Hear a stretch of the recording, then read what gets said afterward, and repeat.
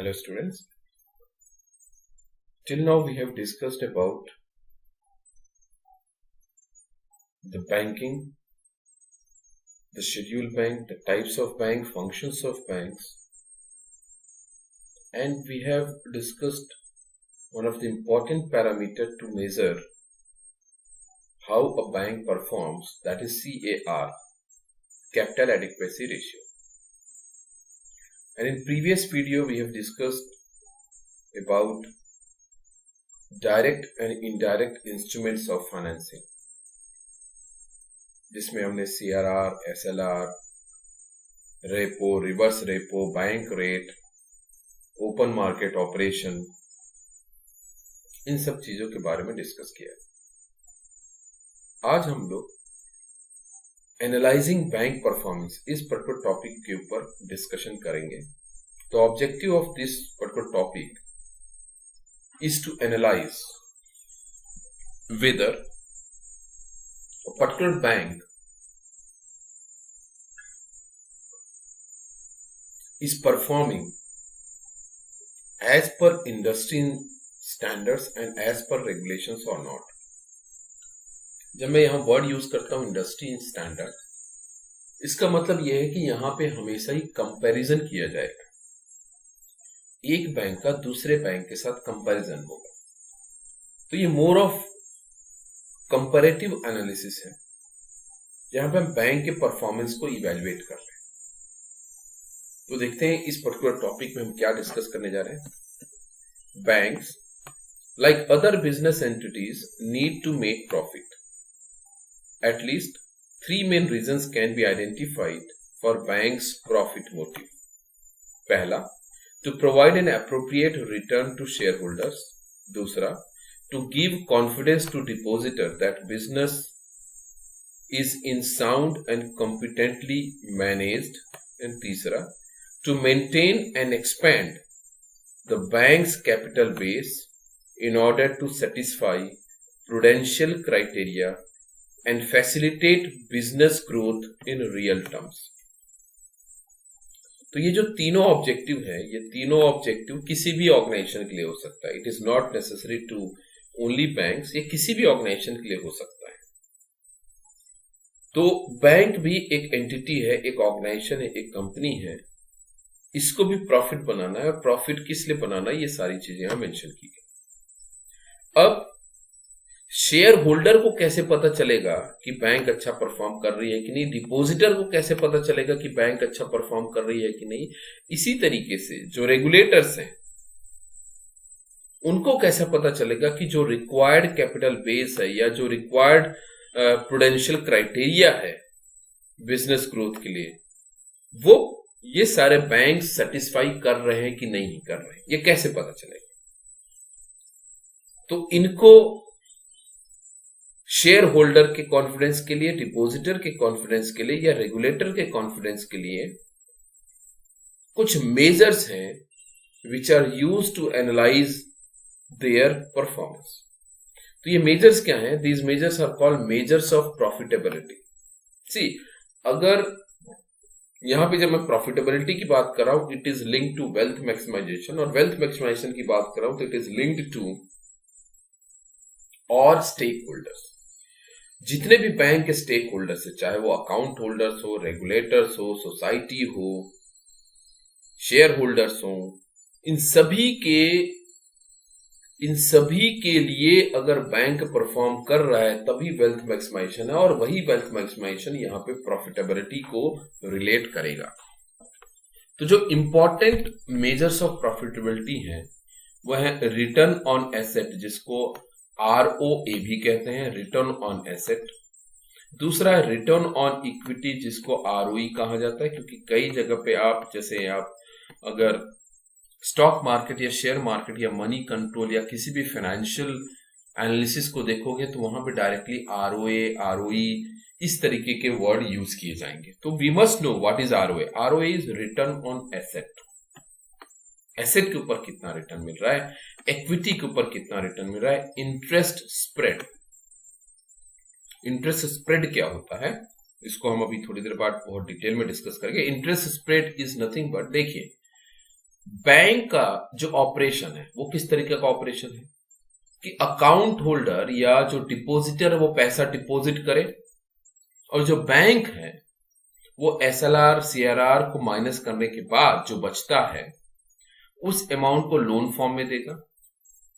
जब वो loan form में दे रहा है तो वहां से वो इंटरेस्ट रिसीव कर रहा है, और डिपॉजिटर से जो उसने पैसा डिपॉजिट करवाया है उनको इंटरेस्ट दे रहा है। तो इन दोनों के इंटरेस्ट में जो स्प्रेड है, जो रेंज है, उसे इंटरेस्ट स्प्रेड कहते हैं। इसी तरीके से we are going to discuss about interest margin, कि पर यूनिट लोन का जो इंटरेस्ट आ रहा है और पर डिपॉजिटर जो इंटरेस्ट देना पड़ रहा है वो मार्जिन कितना सेट हुआ है। दोनों में कंफ्यूजन है, क्लियर हो जाएगा। कंफ्यूजन बहुत अच्छे से क्लियर करते हैं। जो कि इसके अलावा other operating income to total asset. तो यहां पे जब मैं बैंक के प्रॉफिटेबिलिटी की बात कर रहा हूं तो कई बार ऐसा होता है कि बैंक के पास रिजर्व है और उस रिजर्व को वो अपने रूटीन बैंकिंग ऑपरेशंस के अलावा भी कुछ एक्टिविटी करता है। जैसे कि बैंक ने कुछ रिजर्व को या कुछ फंड को किसी और कंपनी में इन्वेस्ट किया, किसी कंपनी के शेयर खरीद लिए हैं या कहीं और एफडी कर दिया है। तो ये जो है these are not a routine banking operations, but इनके थ्रू भी बैंक को रिटर्न मिलेगा। तो ये जो इनकम जनरेट होगा इसे इनकम फ्रॉम अदर सोर्सेस की कैटेगरी में डाला जाएगा। तो other operating income to total asset, ये भी एक परफॉर्मेंस इवेल्युएशन का क्राइटेरिया बनता है। तो अब एक एक टर्म को थोड़ा डिटेल में समझते हैं। जैसे रिटर्न ऑन एसेट, जिसको हम लोग क्या बोल रहे हैं, ROA बोल रहे हैं, ROA, return on asset. So return on asset is often described as primary ratio relates to income earned by bank to resources employed by it. Normally, return is taken as profit before extraordinary items. Since these items falls outside the scope of bank's normal operations, this does not mean that extraordinary items should be ignored by analysts, but that their significance should be assessed as a separate exercise from analysis of bank performance. There are a number of different ways of computing ratios to capital employed. Following. अब इससे हमें क्या समझ में आ रहा है कि जो रिटर्न ऑन एसेट है वो एसेट के ऊपर कितना रिटर्न मिल रहा है, कितना इनकम अर्न कर रहे हैं, उसका रेशियो बताता है। इसमें वो ध्यान देने वाली बात बोलते हैं कि इसमें एक्स्ट्राऑर्डिनरी आइटम्स को कंसीडर नहीं कर रहा है। अब ये एक्स्ट्राऑर्डिनरी आइटम्स क्या है इसको समझ लेते हैं। सपोज किसी एक पर्टिकुलर बैंक ने किसी दूसरे बैंक को एक्वायर कर लिया, या अपने ही किसी सब्सिडरी को उसने क्लोज डाउन कर दिया। तो दोनों जो केस है, ये दोनों केस का डिसीजन तभी लिया जाएगा जब वहां पे वेल्थ मैक्सिमाइजेशन हो रहा हो। तो ये जो ऑपरेशन है ये एक एक्स्ट्राऑर्डिनरी ऑपरेशन है, जिससे ये डिसीजन तभी लिया गया क्योंकि इससे तो बैंक की प्रॉफिटेबिलिटी बढ़ेगी, इसलिए ये डिसीजन लिया गया। या तो किसी और बैंक को एक्वायर कर रहा है या अपने ही किसी लॉस मेकिंग फर्म को या लॉस मेकिंग सब्सिडरी को क्लोज डाउन कर देना, वाइंड अप कर देना। दोनों केस में डिसीजन तभी लिया जाएगा जब इससे बैंक को प्रॉफिट होने जा रहा है। अब ये जो ऑपरेशन हुआ, ये जो फंक्शन हुआ, ये एक्स्ट्रा ऑर्डिनरी है क्योंकि ये हर मंथ, हर ईयर में नहीं होता, ये किसी एक पर्टिकुलर ईयर में ही होता है या किसी एक पर्टिकुलर ईयर में ही किया जाता है। अब अगर हम रिटर्न ऑन एसेट में इस एक्स्ट्राऑर्डिनरी आइटम को इंक्लूड कर देंगे तो जब मैं इस पर्टिकुलर ईयर को पिछले ईयर से कंपेयर करूंगा तो बहुत डिफरेंस दिखेगा। मैं एक्स बैंक को वाई बैंक से कंपेयर करूंगा तो बहुत डिफरेंस दिखेगा। जब सारे बैंक का परफॉर्मेंस अंडर परफॉर्मेंस है और क्योंकि आपने एक स्ट्रेटेजिक डिसीजन लिया, आपने अपने लॉस मेकिंग सब्सिडरी को वाइंड अप कर दिया, जिसकी वजह से आपकी प्रॉफिटेबिलिटी बढ़ गई, तो is it a fair comparison? Of course it should be included, it should be given due credit कि आपने बहुत अच्छा स्ट्रेटेजिक डिसीजन लिया, but this will not be an apple to apple comparison. इसलिए एक्स्ट्राऑर्डिनरी आइटम्स को अलग compare करेंगे, और जब हम आरओए लेंगे तो आरओए के अंदर वही सारे पैरामीटर होने चाहिए जो बाकी बैंक्स के लिए लिया जाएगा। अब आरओए को कैलकुलेट कैसे करते हैं, कैसे डिफाइन कर रहे हैं, तो बहुत सिंपल है। प्रॉफिट बिफोर टैक्स, जिसको हम पीबीटी कहते हैं, profit before tax divide by average total tax, average total asset, average total asset multiply by 100।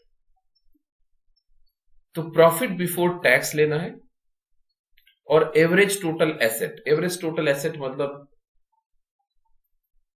Year के स्टार्ट में कितना एसेट था और ईयर के एंड में कितना एसेट था। ऐसा नहीं कि ईयर के एंड में जो एसेट है वही ले लिया, है ना, या ईयर के स्टार्ट में एसेट ज्यादा था, ईयर के एंड में एसेट कम है, तो ये गलत, ये पूरे ईयर का रिप्रेजेंटेशन नहीं कर पाएगा। तो हमें क्या करना होगा, एवरेज ले लेना है, इस एसेट का एवरेज ले लेना है, और इसका जो कैलकुलेशन मिला ये हमें देगा ROA, रिटर्न ऑन एसेट। अब नेक्स्ट देखते हैं रिटर्न ऑन इक्विटी, जिसको हम क्या बोल रहे हैं, ROE, रिटर्न ऑन इक्विटी।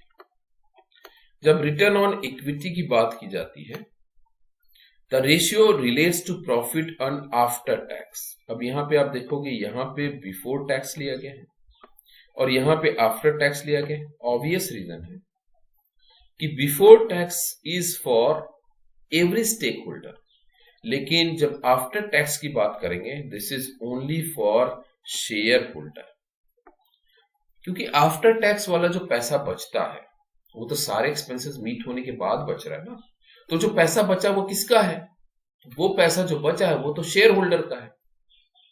जब हम केवल शेयर होल्डर के रिटर्न की बात करेंगे, दैट इज इक्विटी होल्डर्स के रिटर्न की बात करेंगे, तो हम आरओई लेंगे, और जब हम सारे स्टेक होल्डर की बात करेंगे उस केस में ROA लिया जाएगा, रिटर्न ऑन एसेट। इसलिए यहां पे प्रॉफिट आफ्टर टैक्स लिया जाएगा to analyse the contribution of owners, that is इसमें भी क्या लिया जा रहा है, इक्विटी के अंदर ordinary share capital plus reserves. For share holders this ratio is most important measure of profitability because it relates to profit after tax to the book value of their claims। मतलब book value जो expect किया था और जो मिल रहा है उसका एक बहुत अच्छा कंपैरिजन यहां पे होता है आरओई का। तो अगर कोई भी स्टॉक मार्केट, शेयर मार्केट या किसी भी ट्रेडिंग एक्सचेंज में अगर कोई भी इन्वॉल्व होगा, तो सबसे इंपॉर्टेंट एक रेशियो, जब भी फाइनेंशियल रेशियो देखा जाएगा या परफॉर्मेंस इवैल्यूएशन देखा जाएगा, तो ROE, return on equity, is one of the important parameter to analyse whether a company is performing और not. Next one is return on loans. तो सिंपल वर्ड से पता चला रिटर्न ऑन लोन्स क्या होगा, आपने लोन कितना दिया है और उस लोन के अगेंस्ट में रिटर्न कितना मिल रहा है। So loans are the important earning assets of the banks. The ratio of interest and the fees earned on loans to total loans is a significant measure of management's ability to price its loan and to achieve an optimum loan mix. Since loans are a flow over a period, an average figure of gross loan has been used instead of the year-end totals. Simple है, इतना heavy नहीं सोचना है। Return on loan मतलब आपने कितना loan दिया और उस लोन के अगेंस्ट में जो रिटर्न मिल रहा है, रिटर्न इसमें क्या होगा, principal is not return, return is interest, कितना इंटरेस्ट अर्न कर रहे हैं अगेंस्ट में कितना लोन है, तो वो जो रेशियो होगा वो that will be return on loan. Next is return on investment. Return on investment क्या होगा, कितना आपने इन्वेस्टमेंट किया एज अ बैंक, कहां कहां आपने इन्वेस्टमेंट किया है, किस तरीके से इन्वेस्टमेंट किया है और वहां से रिटर्न कैसा मिल रहा है, तो that is ROI, return on investment. है ना। ये सारे रेशियो बहुत common ratio which are used for any organisation. ROI, return on investment. तो अब return on investment word use ही नहीं किया जाता। ROI, इस कंपनी का ROI कितना है, उस कंपनी का ROI कितना है, उस कंपनी का ROE कितना है, इस तरीके के टर्मिनोलॉजी यूज की जाती है। तो you must know this ratio relates to interest earned on securities to total book value of the securities held by the banks. Government securities are primarily for liquidity purpose, while other securities are held for getting benefit from tax free status. तो simple है, return on investment is nothing but जहां जहां investment किया है short term में, long term में, और वहां से जो भी रिटर्न मिल रहा है ना। जैसे शेयर खरीद लिया है एक बैंक ने, दूसरे बैंक या किसी और कंपनी का शेयर खरीद लिया है, तो वहां से डिविडेंड मिल रहा है। तो जो शेयर खरीदा है that can be an investment, या किसी और कंपनी का एक्वायर कर रहा है, that can be an investment strategy. तो वहां से कितना रिटर्न मिल रहा है, सो दैट इज ROI। अब यहां पे एक इंपॉर्टेंट हम डिस्कस करेंगे इंटरेस्ट स्प्रेड। इंटरेस्ट स्प्रेड के लिए आप इस चीज को ध्यान दे दीजिए, आपका सारा डाउट क्लियर हो जाएगा। इंटरेस्ट स्प्रेड, ये इंटरेस्ट स्प्रेड क्या बोल रहा है? Interest plus fees on loan divide by total loan into 100 minus interest expense upon interest bearing liabilities. समझिए क्या है, यहां पे हम टोटल लोन की बात कर रहे हैं।